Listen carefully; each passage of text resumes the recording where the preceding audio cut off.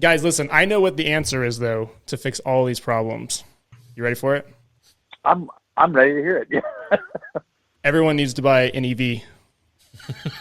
And all of your money problems will go away. Hey, guys, welcome to episode 37 of the 1020 Diesel Shop Talk podcast. Today we have Joe with Performance Transmission Products and David with D&J Components to talk about transmissions, maybe some supply chain issues, shortages of parts, inability to find raw materials. Anyway, this should be a fun episode. Hopefully we get to learn a lot, and we'll try to keep it as not political as possible. Maybe a little bit of political. Hey, guys, I appreciate you joining us today. Thank you for having us. Thank you for the opportunity. Yeah. So if you want to start, Joe, if you want to start introducing yourself, talk a little bit about what it is that you do. Sure. My name's Joe Prather. We're from Oklahoma, and we basically sell diesel performance products online, specialize in helping shops really, not so much for the do-it-yourselfer, but for the guys that maybe have built, one or two transmissions but wanted to venture out. That's what we like to do, and really like to spend a lot of hands-on time with them if possible. Awesome. How much more in depth do you want to go? We can get more in depth in a bit. David, Okay. If you want to introduce yourself and what it is you do, an overview. I'm the owner of D&J Components. We're based in Walnut Grove, Missouri, kind of like Mayberry, just a little bitty town here. We make diesel, Dodge transmission parts and also do mainly performance transmissions in-house. Awesome. Mainly for diesels or for gas and diesel? Both of those are what we do. Diesel performance transmissions and drag racing type Ultra 4 stuff. Awesome. Fast stuff we don't have up here. Fast stuff, yeah. Not Alaska parts. Yeah. All right. So one of the things I really wanted to talk about is components, because it seems like components for transmissions are one of the biggest issues we're seeing. Like most of the transmission builders that we deal with, and I guess I'm not totally sure in the shop what problems you guys are seeing, but like getting parts for converters and whatever is becoming quite difficult.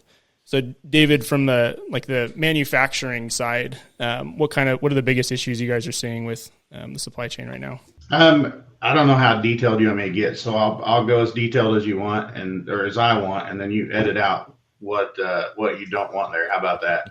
Go for it. So really for me, I've seen us headed in the direction that we were going for probably the last year and a half. A year and a half ago, I could make one phone call for anything that I wanted, whether it was raw materials or transmission parts or whatever it was. Typically would have it on transmission parts almost always the next day, 2 days max. Aluminum, maybe, depending on what day of the week it was, maybe 3-4 days, and I would have whatever we needed for material here. Then we went from that to I would have to make 4 or 5 phone calls to get transmission parts here and pay freight from 9 different places, probably exaggerating a little bit, but that's pretty close to where it came, where we went. Then the aluminum went from me being able to get as much material that I wanted to pay for to being suppliers were starting to not have as much product. So I would have to call 2 or 3 suppliers to be able to get enough material to run for a month instead of calling one place. And so I'm having to start branching out, getting further and further and further away from home and having stuff shipped in here from further away, paying higher freight costs, but we were still able to get it. Then just about a year ago, I hired a guy full time to do nothing but chase transmission parts. He sits in front of a computer, Wow. Bills out jobs, and tries to find transmission parts because we can no longer get them from one place. Joe does a phenomenal job, and we love Joe to death here. He works hard for everybody. But the fact of the matter is he's one guy, and he works hard. He's got a family that he needs to take care of. And so I used to lean on Joe a lot, but when I hired Chris to run those, to chase parts, then we had to go to other vendors, go to other places. I'll just use one part as an example because I've done some math on it. And to talk about transmissions for a second, frictions for Turbo 400s have gone up 250% in the last year, just those frictions that we use for Turbo 400s. And actually the frictions that we were using they're not even available anymore. We're having to use a substitute friction, and it's 250% over what we were paying just a year ago. Aluminum pricing in the last, really, it went up. It's been going up a little bit over the last 2 years. I went and looked at what we were paying 2 years ago, 18 months ago, 12 months ago, 6 months ago, and now. The last year has really just soared almost straight up. We went from the raw plate material when we first started buying it, it was about $46, $47 per plate to machine a billet channel plate from. Now I may have to pay $117 to $125 for that same piece. That's 150% increase from where we were at 2 years ago.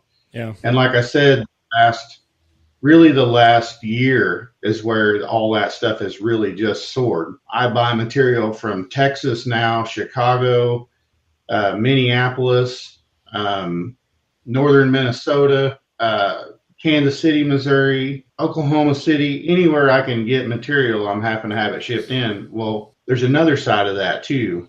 I can no longer buy 400 plates at a time, which is what we can run a month. We can run 400 channel plates a month, but I can't get anyone to ship me 400 channel plates a month. They'll tell me that they have it, hit our credit card for the material, and then we get half a PO 4 weeks later. Well, by the time that I got the material, it's already 2 weeks further than it was supposed to be. Half the PO shows up, the other half's back ordered. So now I'm only able to run 200 plates. I'm already back ordered on parts for suppliers that are wanting them, and then I can't get any more material for another 3 or 4 weeks. So I call another vendor, try to get smaller orders. I can process small orders, 50 pieces of pre-cut material at a time, and I can have 50 plates every 2 weeks. If I try to order 100 plates, they'll send me 50, and it'll be 2 weeks before I get the other 50. It's almost as if somebody somewhere is intentionally only letting us do, we can't grow. We're being forced down. It's almost how it feels. That's probably not reality. It's probably the fact that I had a lady in Minnesota explain this to me, probably the best that I've ever heard anyone. She said that this really started back whenever we signed the NAFTA free trade agreement. She said when we did that, almost all of the people in North America that manufactured raw materials left the country. They went to Mexico and they done all these other things. Well, that only leaves 3 manufacturers in this continent. When I say continent, I mean Canada and all of North America, South America, Mexico. There's only 3 left. There's only 3 foundries that makes aluminum in this continent. Well, we were buying material from all these other places, South Africa, Asia, all these other places. Well, now then, for whatever reason, because of supply chain problems, nothing's coming in.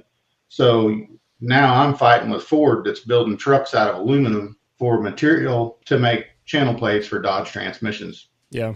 So it just become to where the foundries that we have, I really don't feel like they have enough manpower or raw minerals to even make what we're consuming. I'm trying really hard here to not be political or to get into any so I'm not censoring you. You can say whatever you want.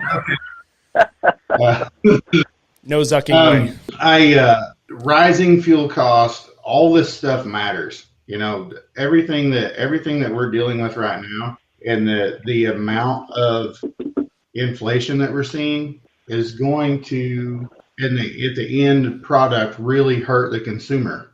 And then they're struggling already because the money that they were making it's not the same as it was 2 months ago. I was just talking to a guy on Messenger, one of my customers, that was asking me about a 400 that we're working on here for him. And this isn't just me that's having this problem. There's other companies that makes close ratio planetaries for 400s, for example. And I won't say who they are because I don't really feel like I can speak for them publicly. But we order planets from them. Used to take a couple weeks and we would have them. I've ordered 2 sets of planets for 2 different transmissions, one to just put on actually 3 sets of planets. So we're going to put one on the shelf, build these 2 transmissions for these guys. They were, when we ordered them, was 4 weeks on back order. They were $3,600. Well, by the time they got here, they were 16 weeks before they showed up, and they were $4,300. They're no longer $3,600. Well, now then, I bid a job. I have to tell the customer that their job now, by the time that it's done, is $1,000 more than what it was before, and before it was expensive. Right. You know, some people don't care, but most people do. They have a budget. I was at the drag strip last night, and there's a ton of people that don't have motors this year that are waiting on rocker arms, heads, crankshafts. This isn't just my problem. You know, this is, I feel like all of our problems. Robert had messaged me last week.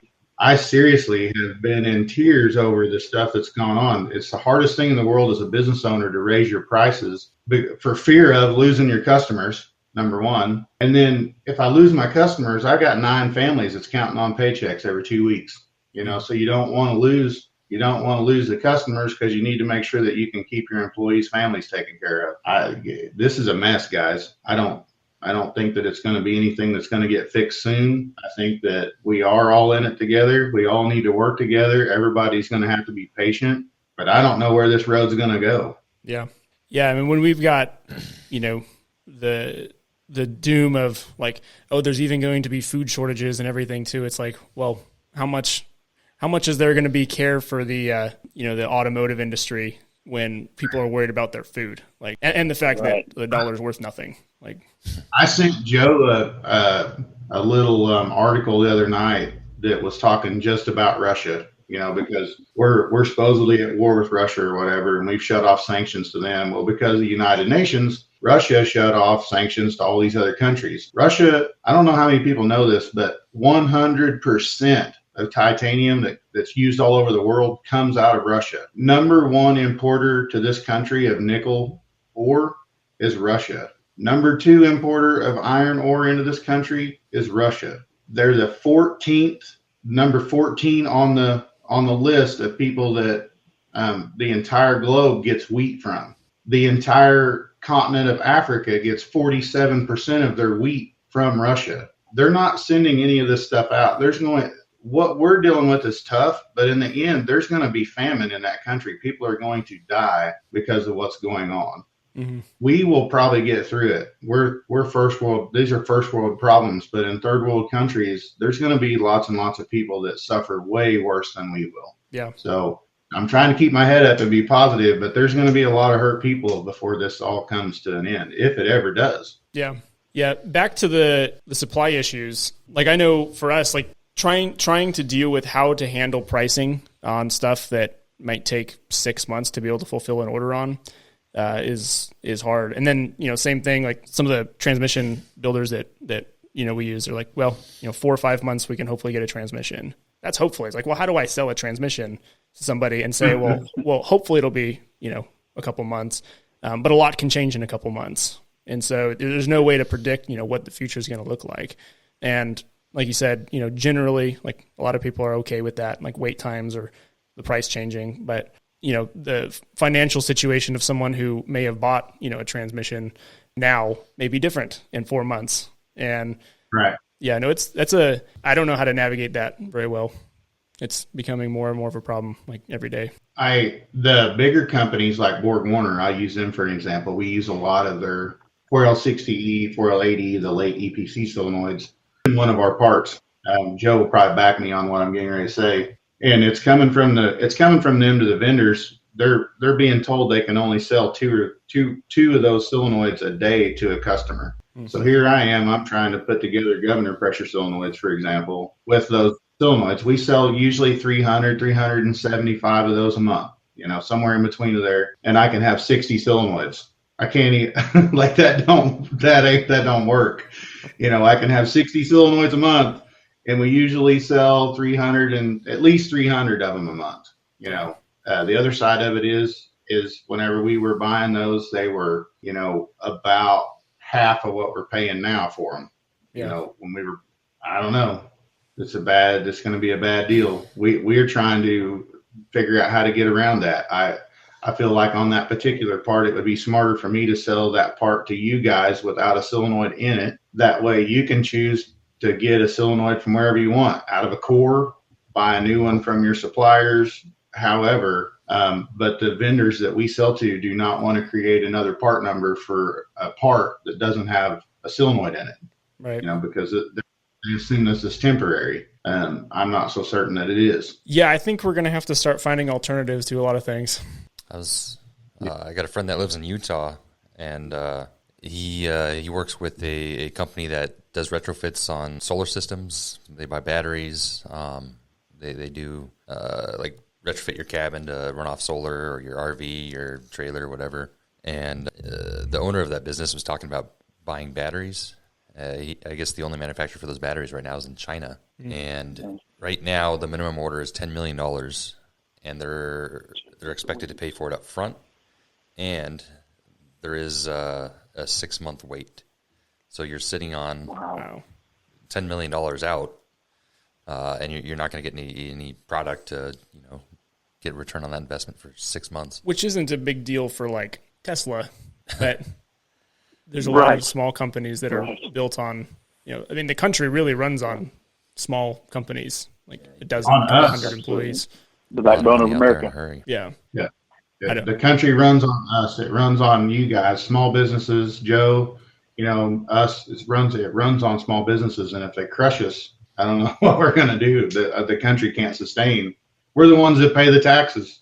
Yep. So how about you, Joe? Do you have anything uplifting to add to the conversation? Uplifting? Oh, I thought it was. No, I can't add anything uplifting. I can't say that it looks like it's changed for the better for sure.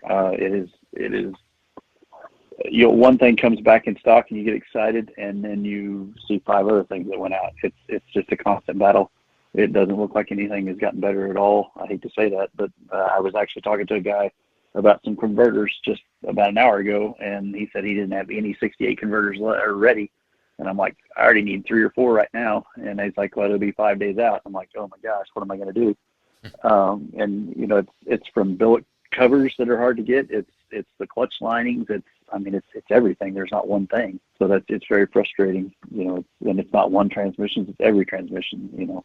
The only good thing for our industry right now is because you can't buy a new car, people are fixing their old car. So which isn't good if you can't get parts to fix your old car. Right.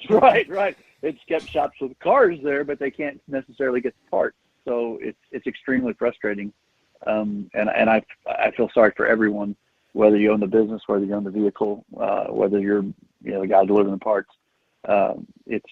It's really bad because nobody's in a good mood right now. It's almost depressing. I hate to say it like that, but it really is. You don't know what's in store. We know how it talks in the Bible and and how it's going to end, but right now it seems like there's not a lot of hope.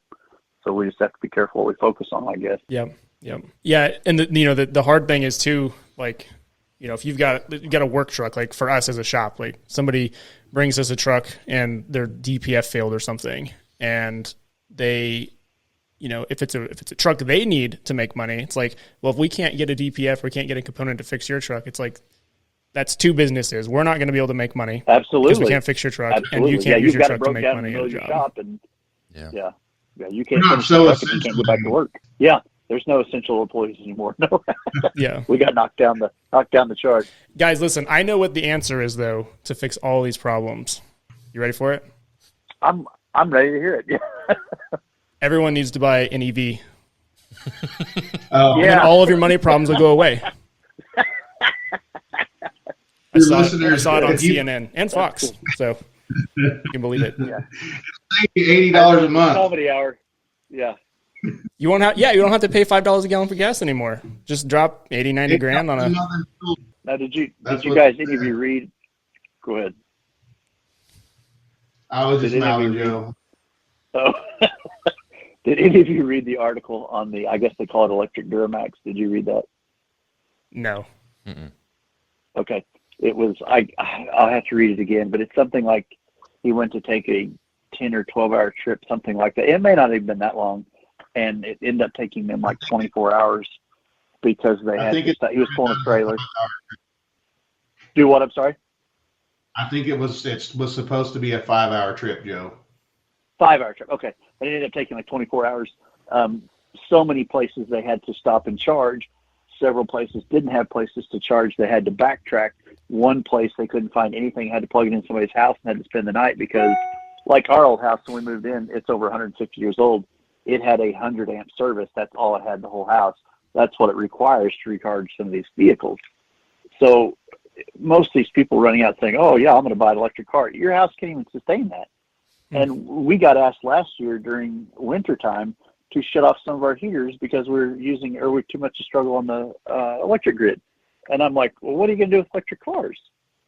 You know, so, and like he said, we had to stop. And he said, this is no way to, to make a trip, pull a trailer or anything like that. So It was a complete bust. Yeah. It's, I don't know. It's interesting future we have. Yeah. I have horses. I would choose a horse before I would ever choose an electric car. Electric vehicles are interesting. The technology I think is cool, but I don't think we're there yet. I think there's a lot of work to be done to figure a lot of problems out before we can make that work. And just like, the emissions on diesel systems, I feel like that was pushed upon the American people before the technology was really there, Now we're able to run these trucks with full emissions with minimal problems. But, back in 2008, It was just a mess.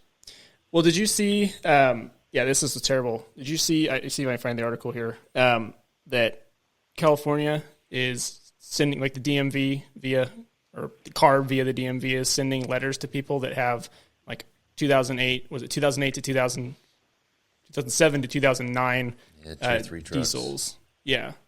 That like you can't register them anymore. You have to retrofit like a newer engine in them. It's like, well, this was legal. Really? This was legal at the time, and that's right. That'd be a lawsuit waiting to happen. Crazy. Yeah. I don't know if it will or not. Our shop truck that we have here is a 97 F-250, and I had it transported here from California because the people that owned it used it. They bought it new. They owned a pecan orchard, and they used it from the time it was brand new. But it was sold smog omitted. It didn't have any smog system on it, and they have to have them sniffed every year. Well, they deemed it unroadworthy, so they just used it on the pecan orchard to check fences, and they showed up and sniffed their exhaust and told them they had to smash it or transport it out of the state. That's how I wound up with the truck. Wow, that's crazy. Pay me to live there.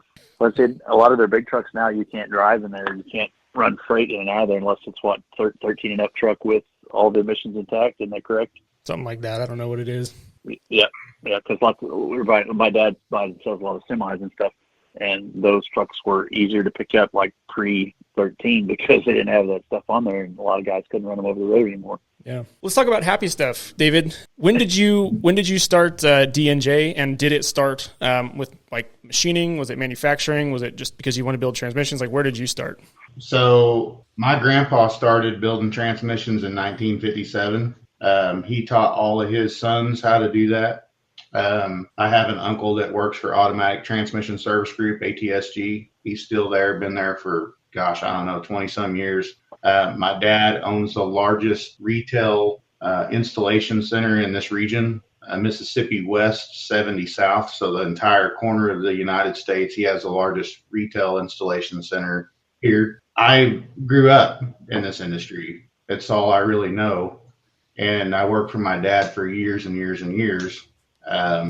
I was the guy that always had to figure out how to make stuff work. So if there was problems that, repetitive issues, that's really how the DCF1, our governor pressure solenoid, that's how that come about, because I stood at a bench at the time and built 3 of those transmissions a day before there was all these cool hard parts available and, constantly having input shafts twisted off and all the neat stuff with the REs. And in the midst of that, you could put on 3 or 4 brand new governor pressure solenoids from Chrysler out of the box, and they would all be junk. And so we started working on trying to figure out how to get past that. My dad paid for the first 120 parts that we made. And then I turned around and patented that part. And that's kind of how D&J started almost 14 years ago. And then I officially left my dad's transmission shop, I guess, permanently, and started doing this full time 12 years ago. Locally, everybody around here has always known me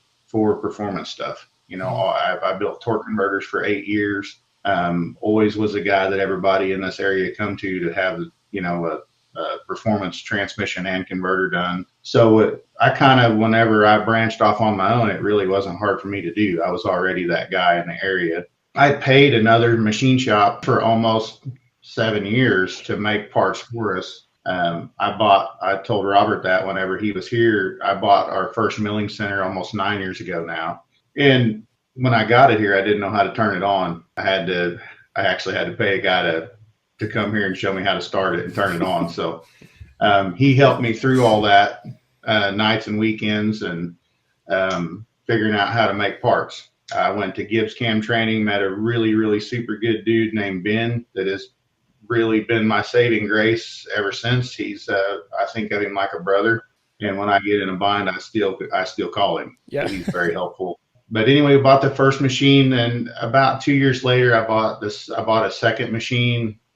That's when we come out with the channel plate. It was about when we come out with the channel plates, maybe 6 months later, I bought another machine. We couldn't keep up, so I bought another machine. And then this last year, I bought 2 brand new machines. So we have the ability to make. We started out. Do you remember, Joe, how long it took me to make the run time on the first plates? You probably have a better memory of that than I do. Gosh, it seemed like it was 2 hours or something like that, wasn't it? I was thinking like 2 hours, 2 hours and 13 minutes, something like that, to make one plate. Yeah. We can make one now in 38 minutes. I can make a channel plate and put it in a box about every 38 minutes. Just because we have so many machines and refined processes, figured out what tools work better, best coolant to use. Obviously, I tell everybody running milling centers is almost like having a dirt track car. You run it into the corner as hard as you can until it comes over the cushion. And then whenever it goes over the cushion, you're like, okay, so that's the limit. I won't run it in that deep again, So that's just kind of how milling center stuff. You just run it in as hard as you can. You start breaking stuff. You back it off a little bit and run it right there. So it's probably not how they teach it in school, but it's works. not how they teach it in school, but that's how we do it. Yeah. Joe, what does your background look like? Have you always been in the automotive field? Have you been in transmissions and manufacturing? Like, what was your background before performance transmission products? Well, I actually took diesel technology in Votech, and I'm kind of a smaller guy. Robert can attest to that. So I figured out real quick I really didn't fit in working on those big trucks. The starter was too much for me to lift and install. So out of high school, I started working for a guy that did some performance engine stuff, and did that, and had the opportunity to work on a couple friends of mine's transmissions. And about the same time, my dad had gotten taken by a guy that built the transmission in his truck, and I kind of got interested in that. And I just taught myself. I took them apart, put them back together enough, and that was 20-some years ago.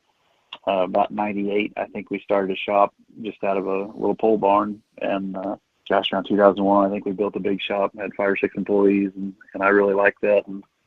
And God changed my life about then, so we sold that business and did some other stuff. But we've always done transmissions up until around 2013 is where we really got into the diesel performance side of it. Got hooked up with a shop kind of like you guys that had race trucks and stuff, and got the opportunity to actually work on their trucks and try some stuff. And they actually took us to the Nationals with them one year, and we got to see all that in action. And I think around dates, I think around 2018 or 19 is when I actually met David through Facebook, and then we actually met in Tulsa, wasn't it, David, with Bud? Yep, at IHOP. IHOP. I think that's when he first started talking about the channel plate. That's when I told you how to fix the switch valve problem on 68. Yep. And then we got into with another guy, or a gentleman approached me about doing some kits, building some performance kits for their company. So we kind of did that, and we all went to PRI and made some contacts and stuff. It didn't end up working out with that company. So David allowed us basically to buy in and sell his product at a price that was just like a huge manufacturer bill to buy it at. So it really helped us to get started. And then late at night, I would see these guys on Facebook that could tell they were building transmissions that might have a little bit of problems with them, and I'd start helping them and teaching them, and start selling more and more parts, and decided to shut down. That I couldn't build and I couldn't sell parts, and I liked being with the guys in the shops and stuff more than I ever liked doing transmission work. So I stopped that and just took off on the parts side of it. And the rest is history. I don't know how deep you want to go. Yeah. I mean, just from my perspective, I know that I don't do, I haven't done any business with you. I know like our shop does and Robert does, but my perspective is that it seems like you're really good at helping people find the things they need, and then like you put on classes. You've done like transmission building classes, and I think the last one was at D&J, right? So you guys hosted the class there. Oh, yeah. So like it seems like your main goal. Thing. It seems like your main goal is like education. Then, like you're trying to help as many people as possible that are interested in learning about building transmissions, be good at it, and then find the parts to do it. Is that kind of accurate? Yeah, kind of. I really like to help the guys. I mean, it's like talking to Robert and you guys on the phone. I love that. This is awesome. And seeing you guys do something like your new shop you bought. I mean, that's so cool. But I mean, I've been a part of that, but I got to see you guys grow. You know, it's really a cool thing to me, and it's just nice. I really like to help people, so that's kind of a servant gift I have. But I love to. I'm probably, how would you describe it? I would say, I guess I'm your parts guy that you could say basically works for you. I just kind of take out the runaround and all the phone calls. You just call me and say, hey, I need this, and that's all you have to do, and I just chase it down after that, whether I make 10 phone calls or 20 phone calls, and that makes it a little bit easier. But I do probably just as much tech during the day as I do finding and getting parts. So yeah. Is supply like the biggest issue that you see right now in this industry, or is there other things that you see that need to be touched on to improve the transmission or just auto industry? I'm not sure. I think everyone is experiencing for a shortage in people. It seems like it's hard to get anyone that really wants to work right now, and then you also at the same time that affects the parts side of it, because whatever that company was manufacturing, whether it's a hamburger or whether it's a spark plug, now their production's low. So then it trickles on down to the rest of us. We see shortages in parts, limitations on what you can buy. Like David was saying, 2 solenoids. It's not just that. It's several things where I was told the other day, I could only buy, I think it was like 6 overdrive clutches, I think at a time for a 68. Well, the packs we have are either 7 or 14. So either way, I need more than that. So I have to finagle my way around to allow me to be able to take care of my customers, And it's like you guys, when you order stuff, it's never for usually one transmission at a time because of the freight you guys have to pay. Yeah. So you sit down and you say, okay, I need to order enough stuff to do 2 or 3 of these. Let's get it all coming. Okay, well, now I've got a problem with these guys saying, no, you can only do this. You can only do this. I'm like, that's not going to work for me, These guys are dependent on it, and they've got to have it. So yeah, it makes it a little challenging. Where do you see this industry going in the next, 5, maybe 10 years? I have a hard time envisioning, where is the industry going to be? I will never say. I had a guy too, and that was probably 20 years ago, that he said the transmission industry would be dead in 10 years, and I'll never believe that because, first of all, we live in a small town, and I mean, there are Teslas and stuff like that driving around, but there are also farm trucks that have been driving around in their last leg for the last 10 years.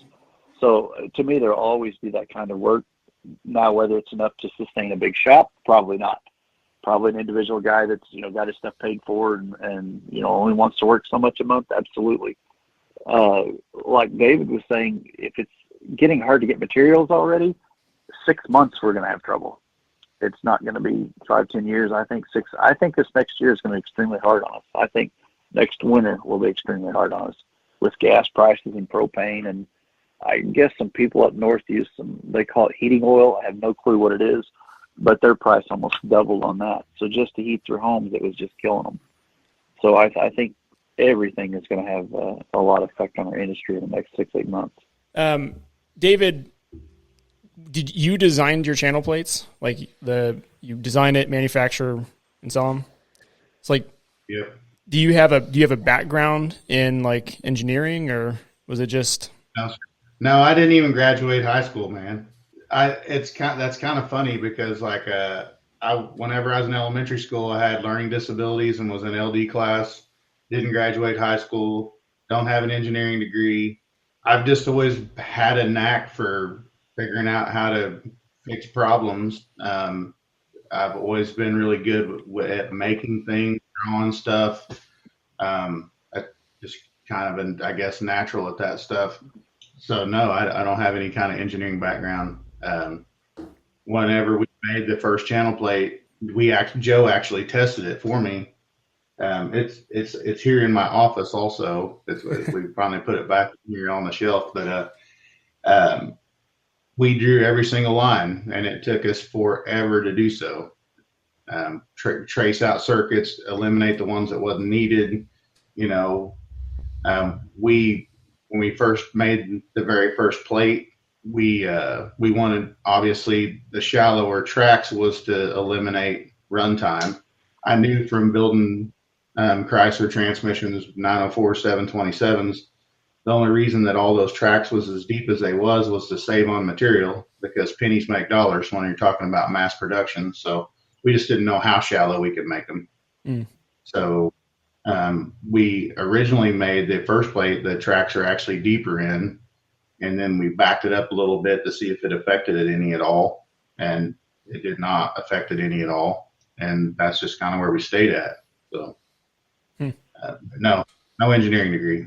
I think it's awesome that like almost all of the important people in any industry that I've met are like not at all like professionally trained. Like most of them aren't. Like most engineers, like Vaughn, one of the guys that works for us, is an incredible mind, like for electronics, for like software engineering, and like he didn't, he started to go to college for it and decided not to, and he's absolutely brilliant. It's just I don't know.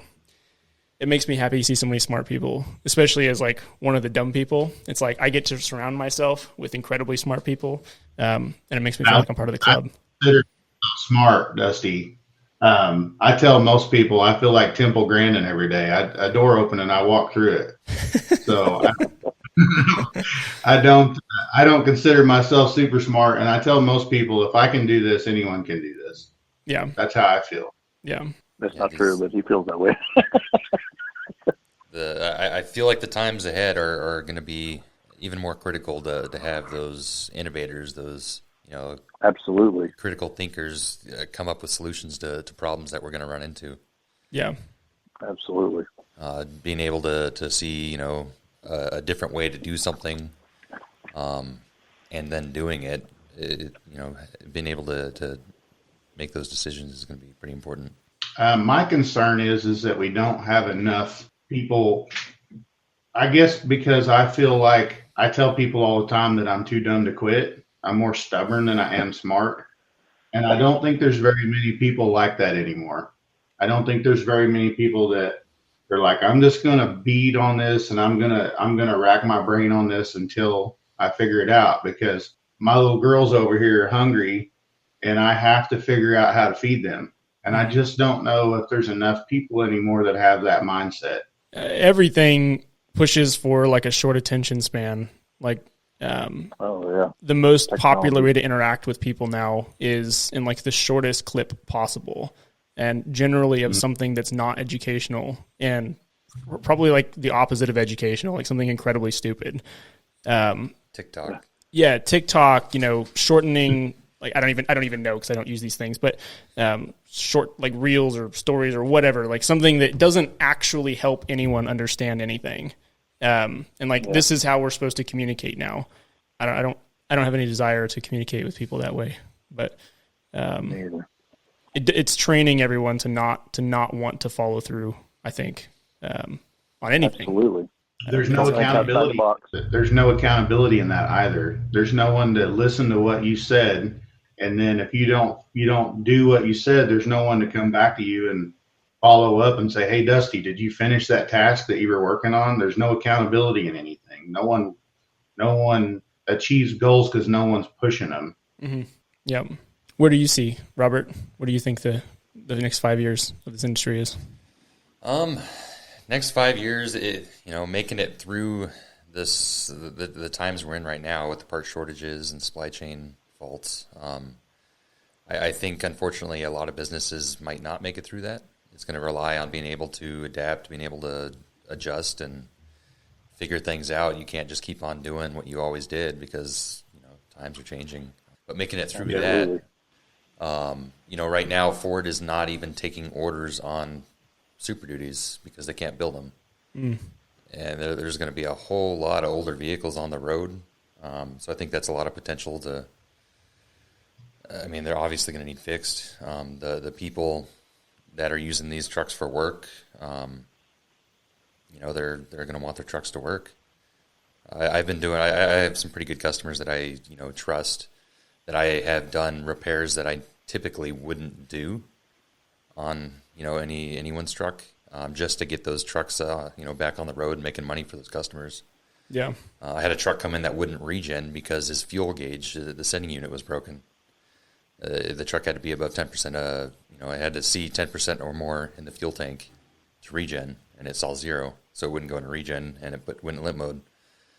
So for that customer, I just stuck a resistor in there so it read 25% fuel. Yeah. I told him what I did, and I sent him down the road so he can. Which isn't like the ideal solution, but when it's your only solution, then. Yeah. What else? Well, he's able to get back to work. For sure. And I think that's. Do that for that customer. He appreciated it. He understands, and we got to do what we got to do. Yep. So I think that's outside of the box thinking. I think that's what it's going to take. Absolutely, I think that's going to be very important for the next 5 years. And then now they're coming out with 10-speed transmissions. They're coming out with CVTs. It's hard to see. I haven't been into a 10-speed yet. I haven't had any customers that have had any fail out of warranty. So it's hard to. I guess having the attitude that you can jump right in and figure it out is going to be pretty important. It's no longer, 2 drums and a pump. It's a lot more than that in these transmissions. Yeah. So it'll be interesting. Yeah, for sure. And then you still get those new 10 speeds, and then you still have problems getting parts for them. Absolutely. So it's frustrating, Yeah. Here's the other problem that I see, and even I seen it on if we're going to talk about the later model stuff, let's talk about CVTs for a minute. I seen this issue on the CVTs when they come out. The cost of that transmission installed exceed the value of the vehicle. So we're already in a situation where families are struggling and their wages don't equal the inflation, and if they're driving something like that now, how do they afford to fix it? Yeah. Hopefully that there's a place in that market that guys like me that have a building full of milling centers can figure out how to remanufacture or make new parts for them to where we can make them more affordable to be able to service them. Yeah. I think having the knowledge and the tooling, people like you are in a great spot to make a shift if you have to into something else. If you've already got the equipment, it's a lot of work. Maybe shifting to a different material or different whatever you're making. But I think shops like yours are going to be really important. And then just having relationships, like shops having relationships with each other, the manufacturers and the sourcers like Joe and the sellers. There was I don't remember what the name of the company is, but there's a shop in Pennsylvania, manufacturing facility. They did something for automotive parts for OEMs. And when they were having supply issues, they ended up switching over to making canning jar lids instead of whatever manufacturing, whatever auto parts it was. And it's like, that may be what it takes. Like find a need and figure out what tools and skills do I have that I can fill that need. Oh, I've told my daughter. My daughter runs the manufacturing facility. She's the one that takes care of all the CAD stuff now and keeps the milling centers running and everybody. My wife and her, if it wasn't for those two, those parts probably wouldn't never make it out the door because I'm busy on the other side of the street doing the transmission stuff now. But I told my daughter, if we have to build ice trays, we'll make ice trays. Whatever we have to do, we'll adapt, whatever, If we got to build stainless steel toothbrushes, then that's what we'll do. Whatever we have to make to keep chips flying and keep going, that's what we'll do. So, well, I don't think I have anything else here.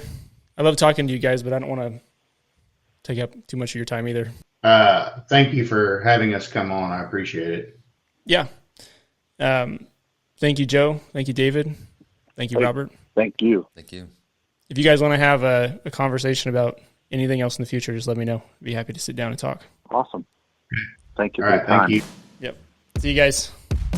Have a good day. All right, Have bye. a good day for your weekend.